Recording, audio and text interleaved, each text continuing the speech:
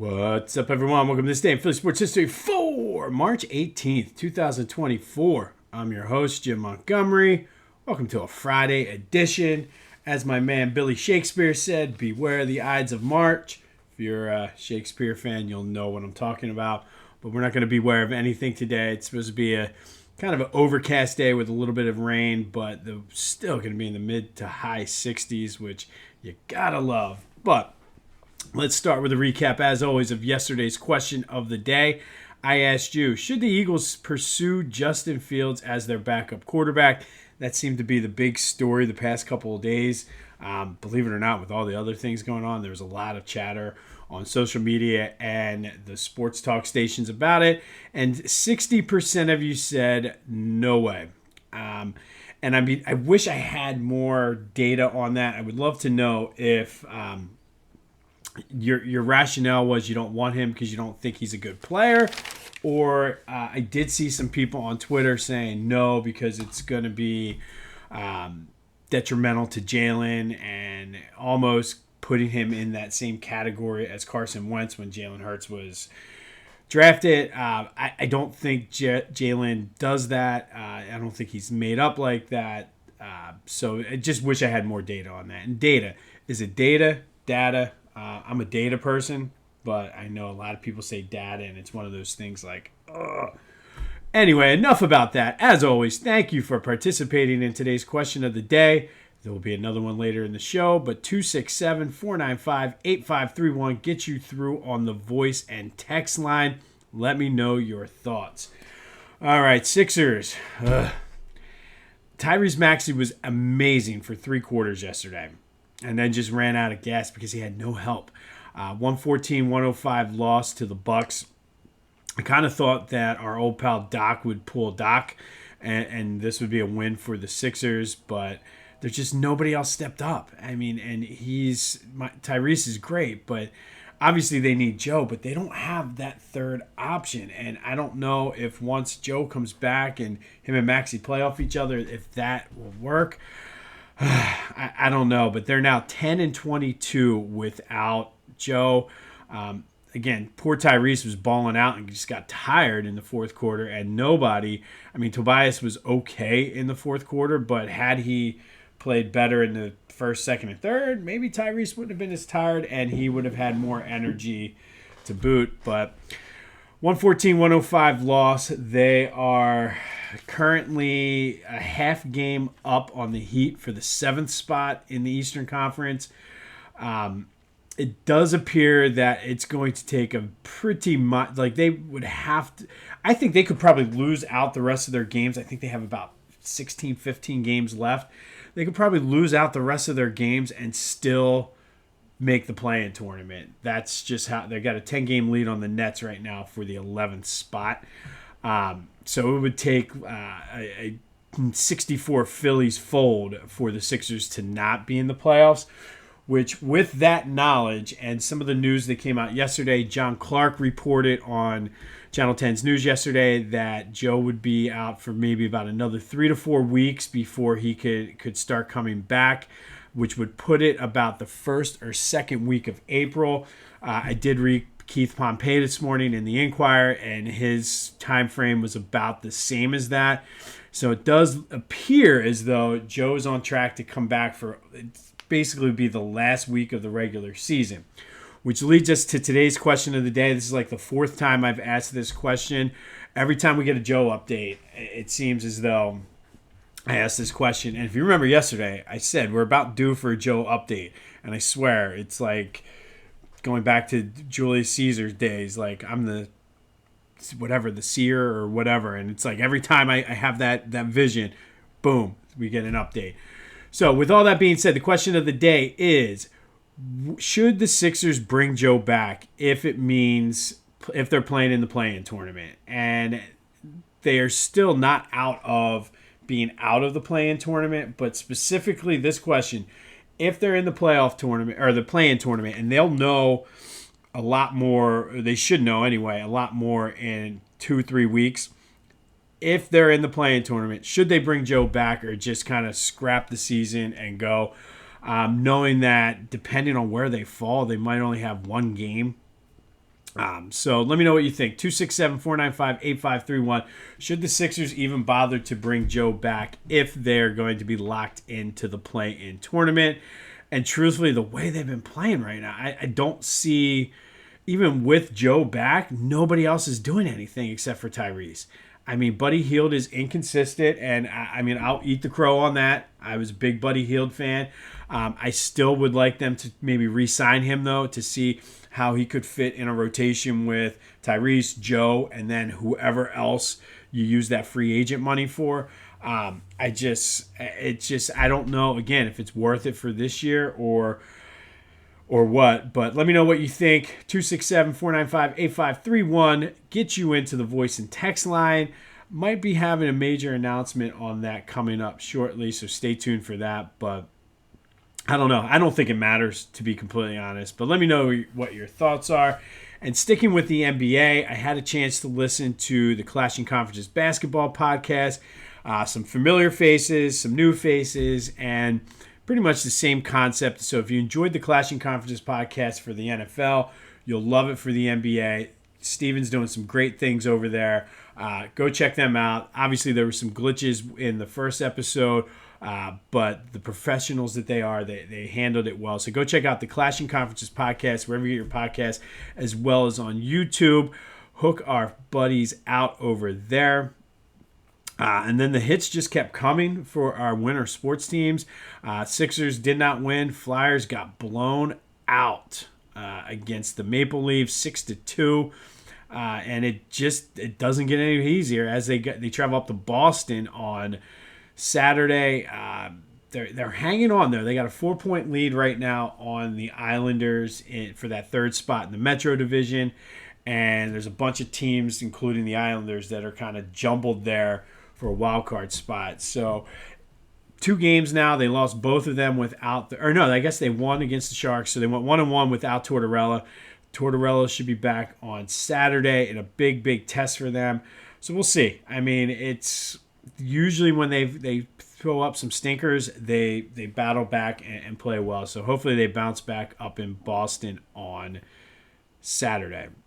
All right, it is now time for our This Day in Philly Sports History Bubble Watch. And I really need to work on getting a soundboard or something. Anyway, and that popping sound you hear in the back is the Villanova Wildcats men's basketball team bubble bursting. They lost 71-65 in overtime to Marquette, and really obviously they had no chance after beating DePaul by 1 point and needing to have a miracle for that. So the Villanova Wildcats likely will be heading to the NIT should they choose to accept the bid there.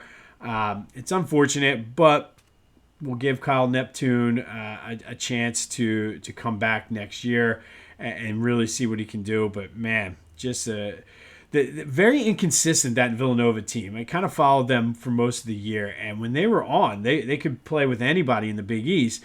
But when they were off, you saw they almost lost to DePaul. So the season, or I shouldn't say the season, the NCAA chances for the Villanova Wildcats are likely done, as Joe Lunardi had them the next 4 out heading into the game against Marquette last night. So the bubble burst for the Nova Wildcats, but all hope is not lost for a Philly team to make the NCAA tournament. First, we'll start with St. Joe's. St. Joe's beat I forget who they even played yesterday. They won 66-61, and it's really escaping my mind who they played. Let me look it up. It's bothering me. Because I watched it. I had it on the background at work, and either way, they won 60, and they looked pretty good doing it. Richmond, the number 1 seed, Richmond. But they looked very, very good yesterday. They got down a couple times, double digits, and battled back. And if they play like that, I mean, they take on VCU on Saturday. I'm not really sure why the A10 has the gap. If somebody knows, let me know on the voice and text line. I'm sure I should have looked it up, but I'm sure it probably has something to do with scheduling wherever they are. Somehow, probably money. But they take on VCU in the semis on Saturday. So St. Joe's is holding on to slim tournament hopes. And don't look now, but the Temple Owls are still alive in the American. They beat SMU yesterday, 75-60. Again, just a dominating win for the Owls. So maybe they've been sandbagging us all year. I don't know why they would do that, but they will take on Charlotte tonight. And they've been, maybe, you know what? Charlotte has not played in a few days because of the way the American is set up. And Temple, because they were, I think, the 11th seed, they had to play back-to-back nights. So they're already warmed up. So maybe they could catch Charlotte in the first half sleeping and get a lead similar to what they did yesterday against SMU. But, I mean, they have been undefeated since the whole alleged match fixing or whatever they called it thing that happened the other day. So who knows? It's March. Crazy things happen. And again, I'm going to tell you right now, if you want to beware of the Ides of March, watch out for the Owls tonight. I have not gotten a chance to look at the spread on that. But if it's high enough, I might take the Owls plus the points. But they're hot, and it might be a good bet. And again, I'm basing this off of not even doing any research, and do what you want with it. I might do this too, depending on what the number is. Might be worth taking the Owls in the first half in this one. They've already been playing. They're warmed up. Charlotte's been off. Never know. I mean, I've bet crazier things. So we'll leave it at that. But that has been This Day in Philly Sports History's Bubble Watch. We will watch more or do a Bubble Watch again tomorrow and every day until our teams are officially eliminated. All right. Phillies news. Luckily, Kyle Schwarber was back. I was a little concerned with the groin injury there, but he did return back to the lineup. Went 1 for 3 with an RBI. Nice little rip down the line. Whit Merrifield went 2 for 3 with 2 RBIs. I have a feeling this is going to end up being one of those moves and signings that's just a steal for the Phillies. And we've been watching Jake Cave versus Christian Pache. Pache went 1 for 3 yesterday.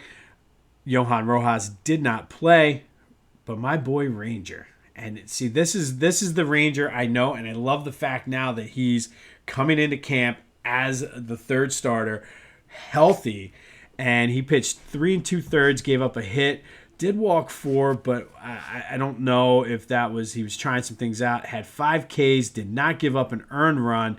Again, has not given up a run the entire spring so far. Ranger's looking good, and he's going to be key, that key third guy. If he can get it, be a solid third starter, and then you have Sanchez and, oh my goodness, I'm drawing a blank today. I cannot, the guy that came from the Mets. Either way, but like as your 4 and 5, we should be okay. Alvarado and Jeff Hoffman also looked sharp yesterday. So as we're getting closer to that opening day game against the Tawan Walker, that's his name, Tawan Walker, Jesus. But as we get closer to that opening day, you like seeing the team play well, especially the pitchers. Like the hitters, hitters go in and out of slumps all the time. You want them to have their timing and things like that now. But the pitchers heading into the opening of the season, that's important to me. And they've been pretty good for the most part, the guys that are actually going to make the team. And very bullish on Ranger. With that all being said, stay tuned. I'm putting the final touches on the Phillies preview, looking to get that out next week. And I will have a sort of an announcement about the podcast coming very soon. But stay tuned for that. And the best way to do that is to subscribe to the YouTube channel, Jimbo_Mont. Follow me on Twitter and TikTok before it gets banned, Jimbo_Mont. Instagram at Philly Jimbo. Hit me up on Facebook if you want. But that's the best way. I do a little bit of bonus things here and there, put clips and things like that. So best way to stay in the loop is to just subscribe and follow me on social media. Which brings us now to some Eagles news. And I have a Post-it note here because this news came in after I had kind of prepped out and outlined today's show. But the Eagles did finally sign a linebacker, Devin White, which I think is a huge pickup. Former Tampa Bay Buccaneer to a 1-year, $7.5 million contract. He was the number 5 overall pick in 2019. And honestly, this is the textbook definition of low risk, high reward. You got a guy that's pissed off. He was pissed off in Tampa about his contract, coming in here on a 1-year prove-it deal, wanting to do something, and it's an area of need for the Eagles anyway. He can kind of teach the young guys how to be professional. I look for them now to, if you kind of read between the lines, I would not be surprised if they do take a linebacker now in the draft to sort of step in. Whether that's Jeremiah Trotter Jr. or not, that remains to be seen. But I like this pickup. Howie, again, just consistently just working the phones, doing what he can. But this is, again, a good pickup because it's a low risk, high reward, especially in how he's had a lot of success over the years. Not so much mid-season, but off-season, free agency, training camp, signing these guys. Look at C.J. Gardner-Johnson. So I like this move a lot.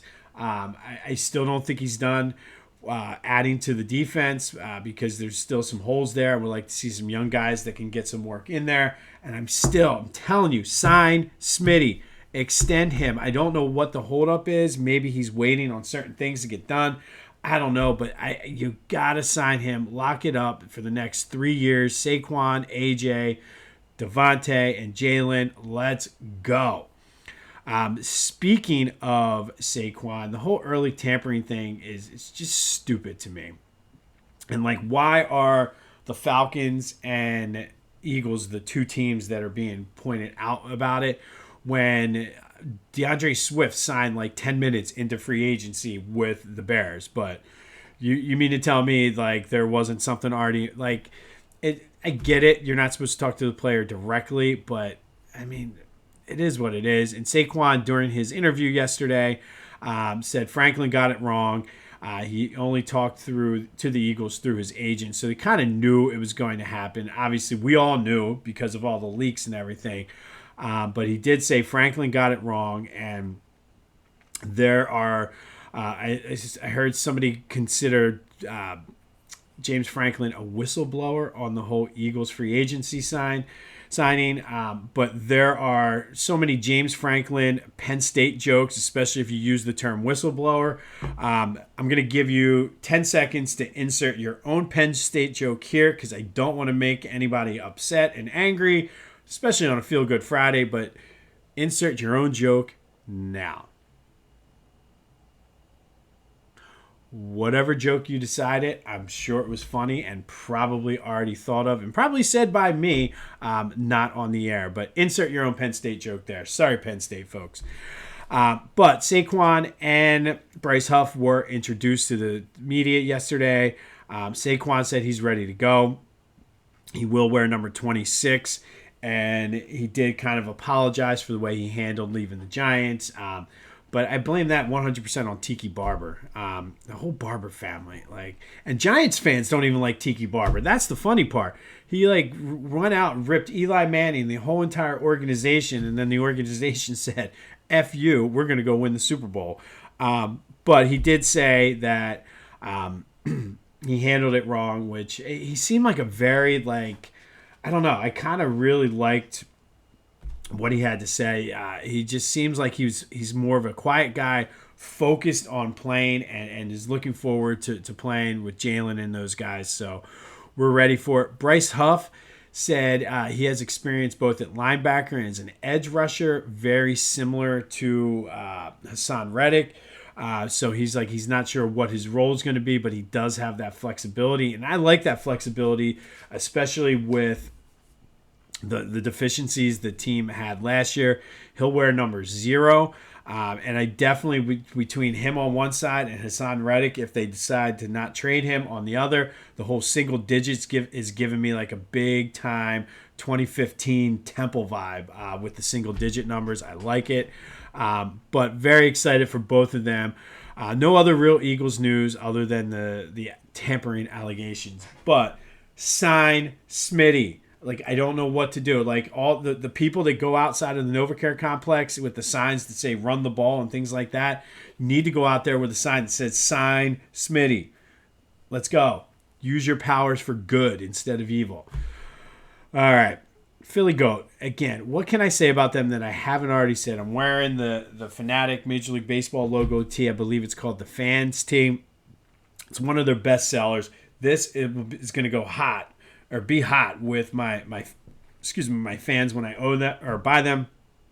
But go check them out.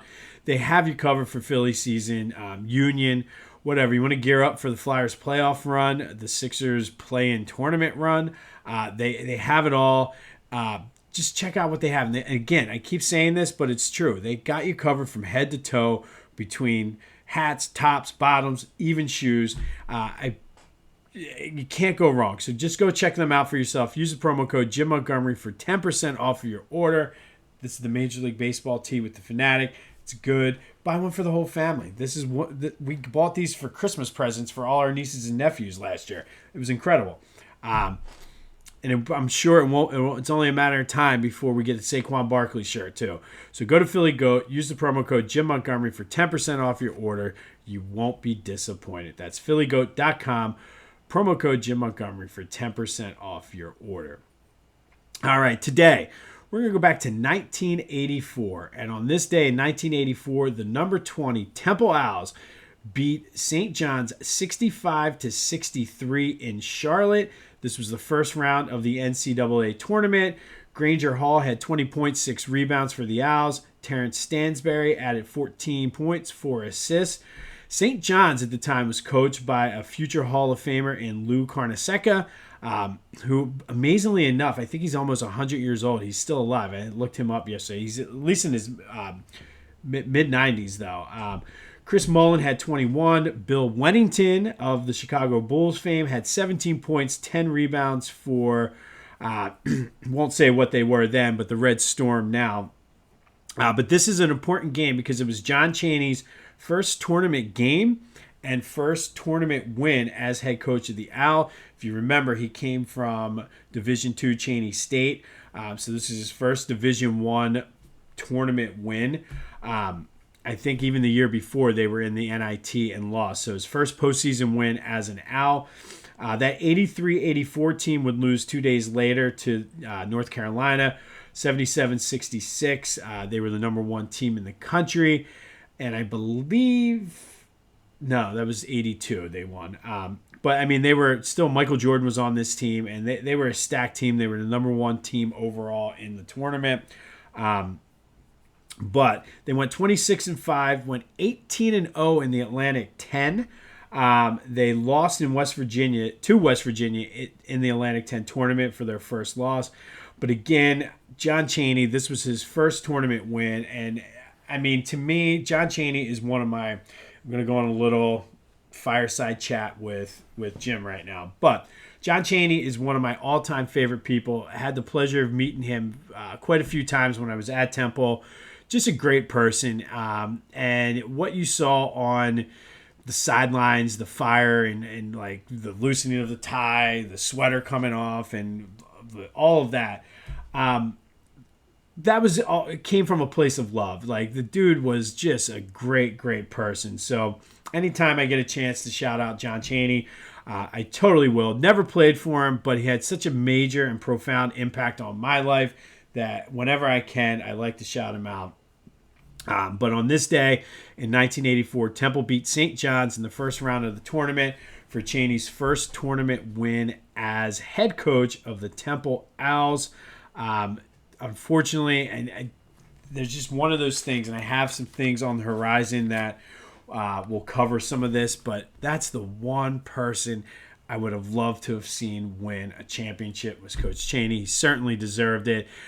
Did so much with guys that were cast off by the big schools because of either academics or grades or where they were from, and it's just got to love a guy like John Chaney. So shout out to you, Coach Chaney.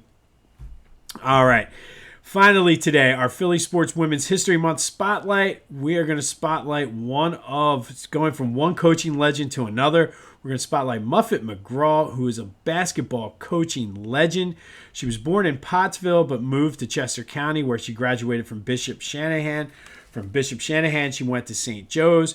She was a starting guard on the first 4 years of the St. Joe's women's basketball team, right in the height of Title IX.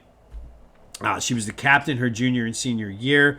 That junior year, they went 18-3 and were third place in the East of the AIAW tournament.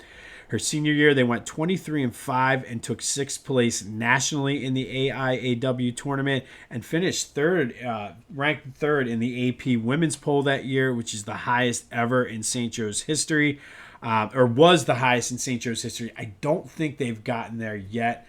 I will give myself a little bit of a homework assignment for that. But she set the school record for steals in a single season while she was there. She's now number 3 all time. So considering she was one of the first to play and she's still in the top 3 in a lot of those categories is just phenomenal. She did get to play briefly for the California Dreams of the Women's Professional Basketball League, but she got into coaching. She was the head coach at Archbishop Carroll for 2 years. She went 50-3 in the Catholic League there. Spent 2 years in as assistant for legendary coach Jim Foster, who has come up a lot, and it just goes to show how much he's had an impact on women's college basketball here in the area. From there, she went to be the head coach at Lehigh for 5 years. Ironically enough, you would not see this today, but she was 5 years. She was the head basketball coach and spent 3 years being the head softball coach just because. She's most notable, though, for being the head coach at Notre Dame from 1987 to 2020. And this is where it's just, this is a ridiculous resume. And there's just no other way to put it. 2-time NCAA champion. 9 times she took her teams to the Final Four. 11-time conference tournament champion. 5 ACC, 1 Big East, 5 Horizon Leagues. Won 1 East Coast Conference championship while she was at Lehigh.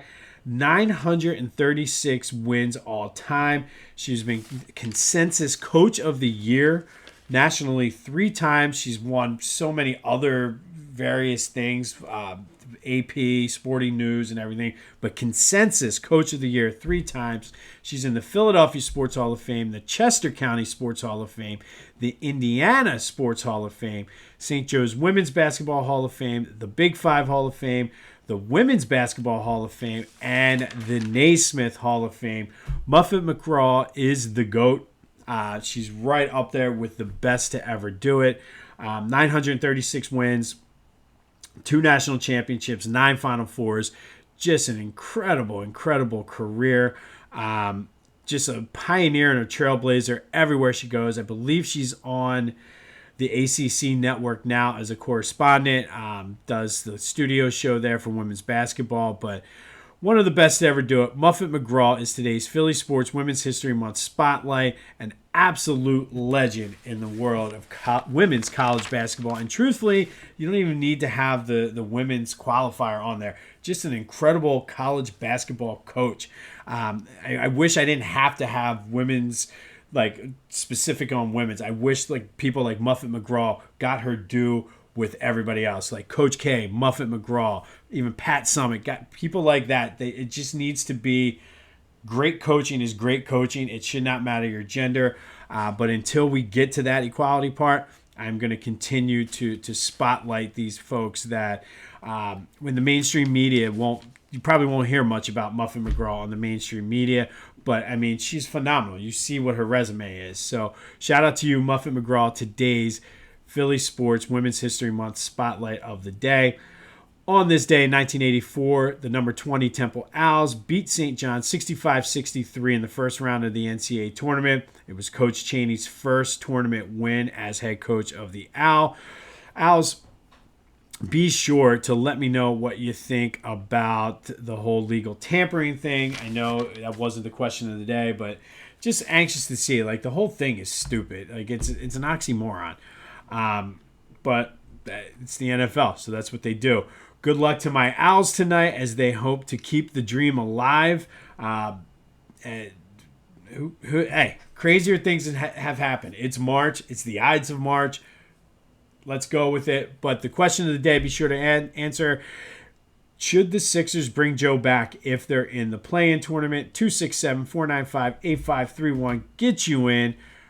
Go. Have yourselves a day. It's going to be an overcast day, but it's still going to be warm. Chance of showers. Still good enough to get out. Hopefully you're listening to this outside on a walk or something.